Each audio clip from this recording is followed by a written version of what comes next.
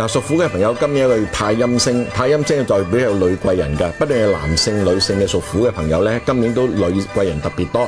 嗱，1986年出世咧，今年琴謀順利啦，滿到密圈，好多計劃你要去做㗎。至於1974年嘅朋友嚟講咧，今年個財運上面比較反覆欠順啲，而且感情婚姻上面咧擔心有一啲唔和諧啦。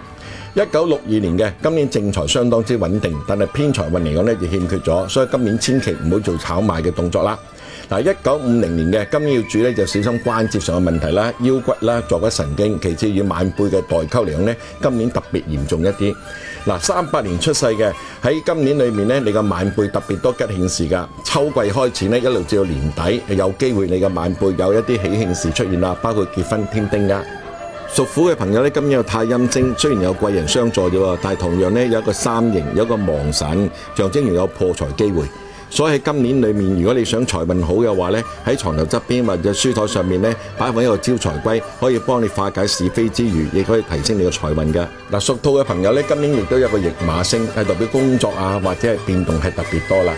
而喺1987年咧，今年嘅工作上咧特別順利㗎，感情運咧就欠佳嘅。而1975年出世咧，今年事業運嚟講咧係相當之理想，包括咗有進步嘅發展啦，同埋工作琴謀上面嘅進步。只不過咧，同親人之間個感情咧係略為疏離啲，唔係屬於叫做理想嘅。而1963年咧，今年係屬於一個去舊迎新嘅年份啦，包括咗你住嘅地方、你屋企裏面嘅家具，甚至你嘅工作咧都有機會有一個大嘅改變㗎。而1951年出世嘅咧，今年要注意咧就腸胃問題、坐骨神經痛同埋個腰部、腳部嘅健康容易出現損傷嘅。1939年出世嘅朋友咧就係特別係變化多啦嗱。如果係4月、10月嘅農曆出世嘅話咧，小心健康變化。至於喺農曆嘅7月、8月同12月出生嘅話咧，今年家門吉慶、喜氣洋洋，屋企嘅晚輩好多喜慶事啊！